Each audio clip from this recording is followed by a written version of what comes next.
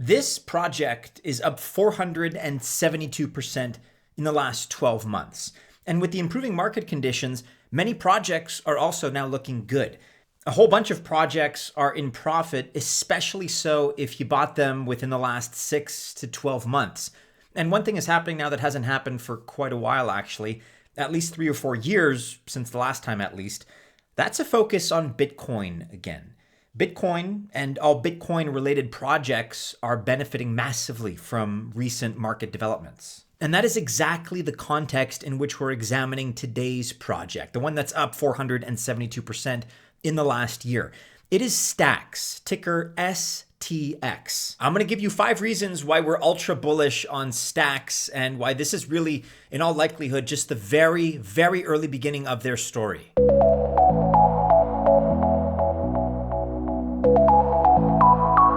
Welcome to the channel. My name is Maddie and this is Altcoin Buzz. Best of luck if you choose to invest, whether that's into STX or any other altcoin project that we talk about. I wish you well. But whatever, I'm not a financial or investment advisor, so just remember that this video correspondingly is not official financial or investment advice. Altcoin Buzz Alpha is proud to say that we now have a winning portfolio spread among different sectors. And additionally, we're also very well positioned to get into good IDOs. And if you're into passive income and airdrops, just check out the number that we've received until now. Add to that the original TIA airdrop and all the others that are upcoming. We've achieved this by giving several deeply researched and diversified calls. Just check out some of these numbers from December 2023, last month. And right now, the plan moving forward is to reallocate profits to low caps, to diversify into new segments, to keep getting bigger and better airdrops, to catch the latest trends like Bitcoin and Linea inscriptions, and to dollar cost average during market flushes. We just recently introduced a yearly subscription to Patreon, and you can take advantage of that because if you subscribe to that yearly plan for a limited time, you get 1 month's membership completely free. Check us out by clicking on the link in the description of this video and the pinned comment below.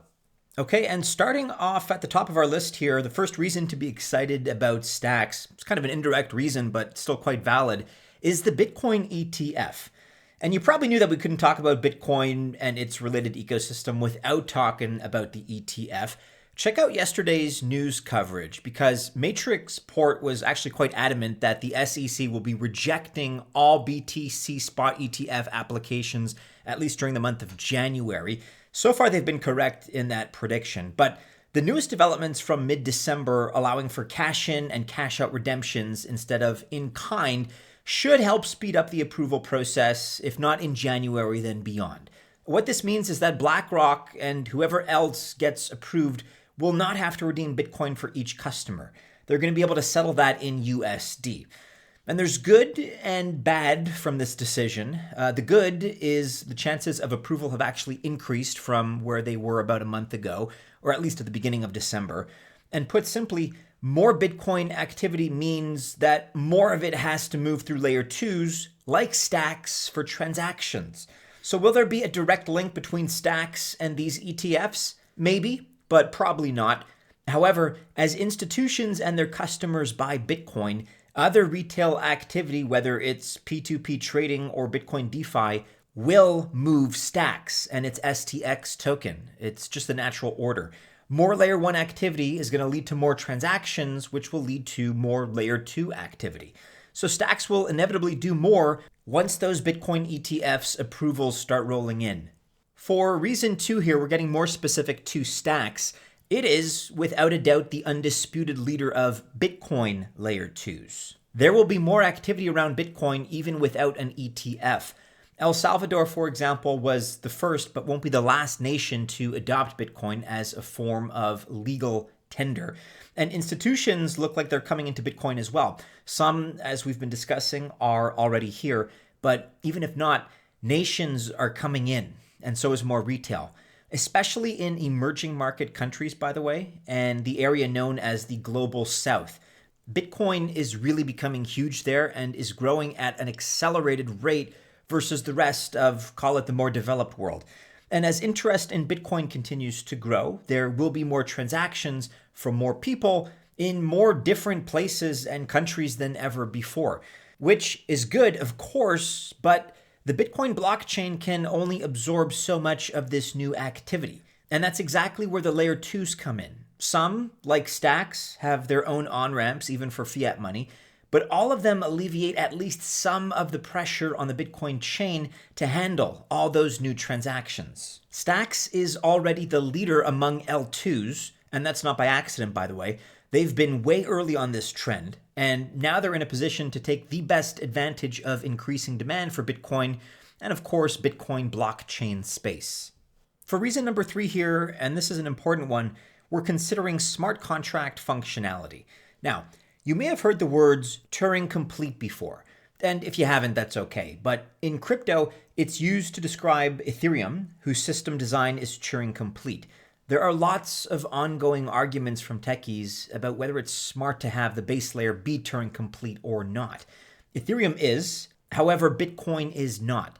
But a Turing complete system does have some advantages, especially for open source computing. In simple terms, Stacks has it. And that's why Stacks can do smart contracts on Bitcoin, but the Bitcoin blockchain itself cannot. Many computer scientists see this as the best combination of features because it brings open possibilities and security together. Stacks isn't the only one doing smart contract functionality. RSK, better known as Rootstock, is too, but Stacks has been doing it longer and has more adoption to show for it. Reason number 4 that we're bullish about Stacks, and an important one here, is liquid stacking. In mid-December, Stacks started its liquid stacking program. And by the way, they can't call it staking because there is no staking for Bitcoin. You cannot stake something that is proof of work and not proof of stake. But, and here's the important part, it does let you earn on your Bitcoin. In fact, earning 6% on your Bitcoin is possible and represents a pretty amazing return. Then you have the liquid token, STX, which itself already has a market cap of $500 million.